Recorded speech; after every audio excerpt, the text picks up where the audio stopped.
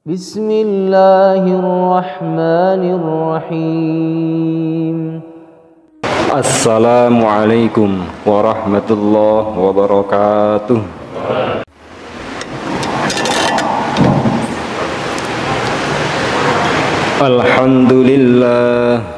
Alhamdulillahilladzi anzala as-sakinata fi qulubil mu'minin liyazdadu imanan ma'a imanihim. Asyhadu an la ilaha illallahul malikul haqqul mubin wa asyhadu anna Muhammadan abduhu wa rasuluhu shadiqul wa'dil amin. Allahumma salli wa sallim wa barik ala nabiyil karim nabiyyina wa habibina Muhammadin wa ala alihi wa sahbihi ila yaumiddin. Amma ba'd, fa ya ibadallah, usikum wa nafsi bitaqwallah, faqad fazal muttaqun. Qala Allah ta'ala fi kitabihil karim, a'udzu billahi minasy syaithanir rajim. Ya ayyuhalladzina amanu taqullaha haqqa tuqatih wa la tamutunna illa wa antum muslimun. Jamaah Jumat yang dirahmati Allah, alhamdulillah, puji syukur pada Allah Ta'ala. Siang hari ini kita masih diberi kesempatan, diberi kemudahan, keikhlasan hadir di tempat yang mulia ini untuk bersama-sama iqamatus sholatil jumu'ah, mendirikan ibadah Jum'ah sebagai bentuk ketundukan kita, bentuk ketaatan kita kepada perintah Allah Subhanahu wa ta'ala. Seorang muslim ketika sudah mengikhlaskan dirinya diatur, mau dikelola, mau dimenit oleh Allah Ta'ala, maka dia sudah menjadi muttaqin. Dan inilah kunci keselamatan dunia sampai dengan akhirat. Jamaah Jumat yang dirahmati Allah, Allah Subhanahu wa ta'ala di surat yang ke-62 yang sangat populer, suratul Jumu'ah, di juz 28 ayat yang kedua menyampaikan tentang bagaimana Allah Ta'ala mengutus seorang Rasul, kemudian disertai dengan tugas-tugasnya. A'udzu billahi minasyaitonir rajim. Huwallazi ba'atsa fil ummiyina rasulan minhum yatlu 'alaihim ayatihi wa yuzakkihim wa yu'allimuhumul kitaba wal hikmah wa in kanu min qablu lafi dhalalin mubin. Allah lah zat yang arsala, mengirim. Huwallazi ba'atsa, Allah lah dia, Allah zat yang ba'asa, mengutus, mengangkat, memilih, fil ummiyina, di kalangan orang-orang yang ummi. Saat itu orang-orang Jazirah Arabia dikategorikan sebagai al-ummiyun, orang-orang yang tidak akrab dengan dunia baca maupun dunia tulis. Oleh Allah Ta'ala, minhum, dari mereka.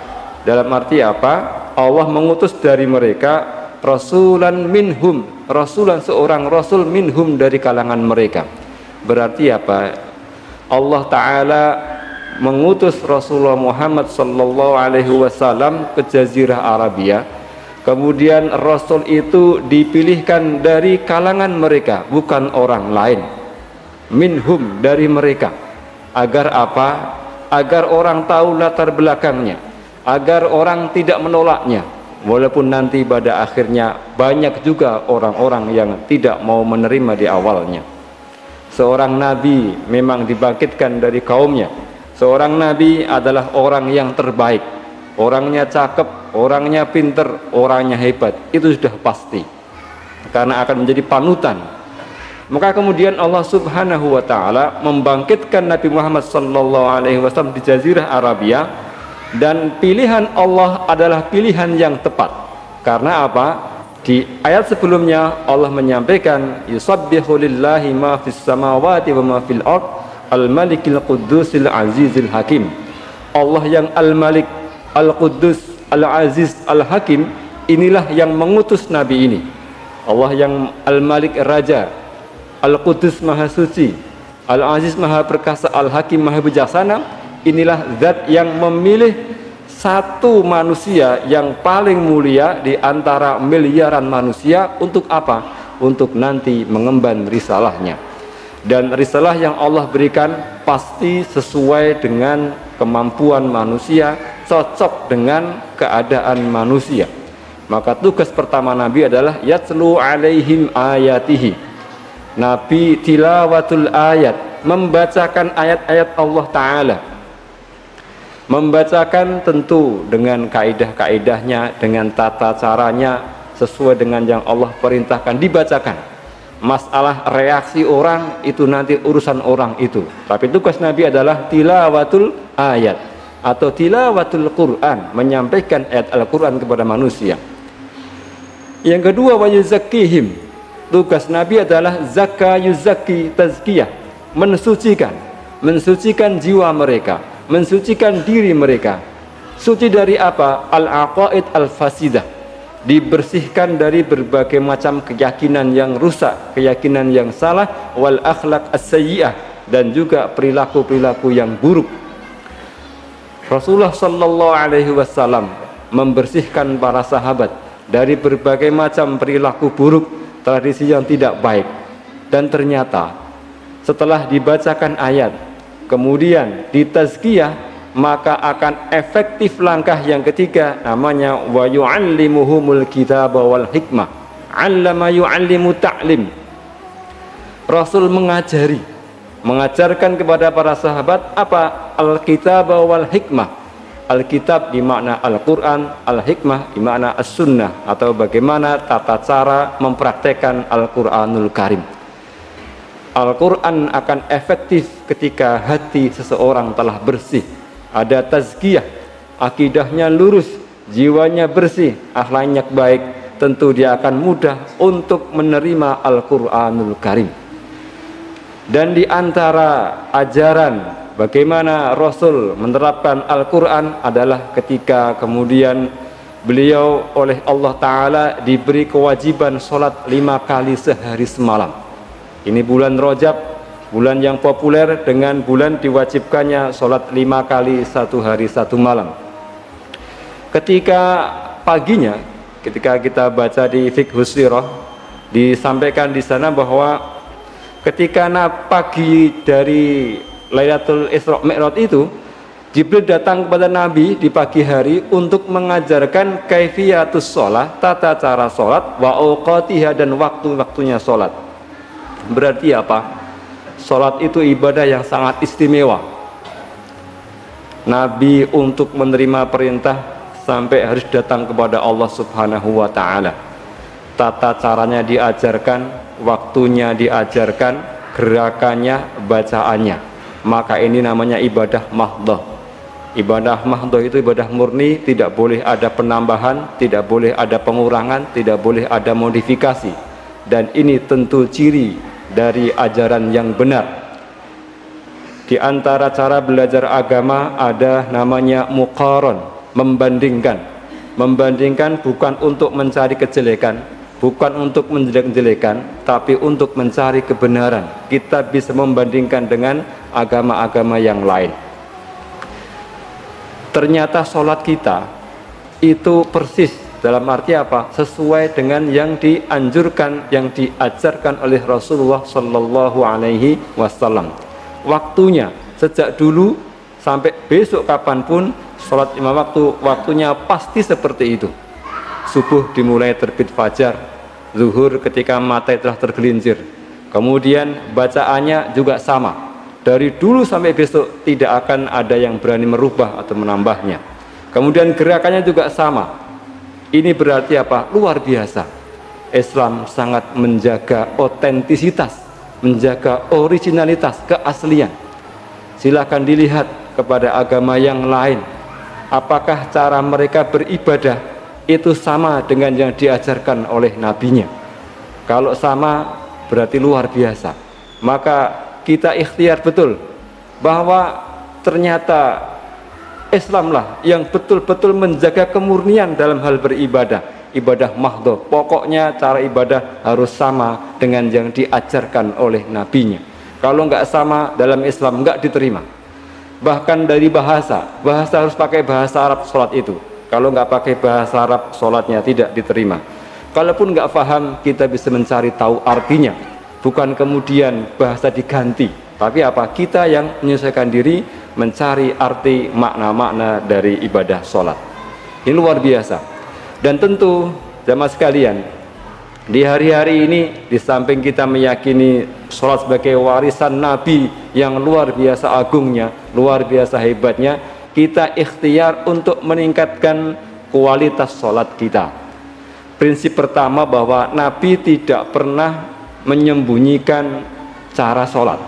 Nabi sangat terbuka, semuanya disampaikan. Karena apa? Beliau punya sifat namanya tabligh. Langkah pertama agar khusyuk adalah bagaimana kita menyesuaikan gerakan-gerakan sholat dengan yang diajarkan oleh Rasulullah Muhammad sallallahu alaihi wasallam. Sekedar contoh, Nabi menyampaikan, naha Rasulullah sallallahu alaihi wasallam an yusalliyal rajulu mukhtasiran. Nabi melarang seorang muslim sholat naruh tangannya di pinggang. Berarti apa? Agar sholat khusyuk, gerakannya harus sesuai dengan yang disunnahkan Rasul. Atau ketika sholat jangan sampai terganggu dengan hadirnya makanan. Idza quddimal asya'u fabda'u bihi qabla an tusallu al-maghriba. Dia menyampaikan, kalau hidangan makan malam sudah siap, maka mulailah makan dulu baru sholat maghrib. Ini sebagai gambaran agar khusyuk, diantaranya jangan sampai ada gangguan dari faktor makanan. Kemudian iyyaka wal iltifat, janganlah kalian atau jauhi oleh kalian banyak noleh, banyak gerakan yang tidak perlu. Maka ketika sholat diikhtiarkan gerakannya ya gerakan sholat, bukan gerakan yang lain-lain. Ini namanya apa? Agar hati kita atau agar sholat kita menjadi sholat yang khusyuk. Kemudian ada namanya at-tasawuf, dilarang, diikhtiarkan jangan sampai kita itu menguap.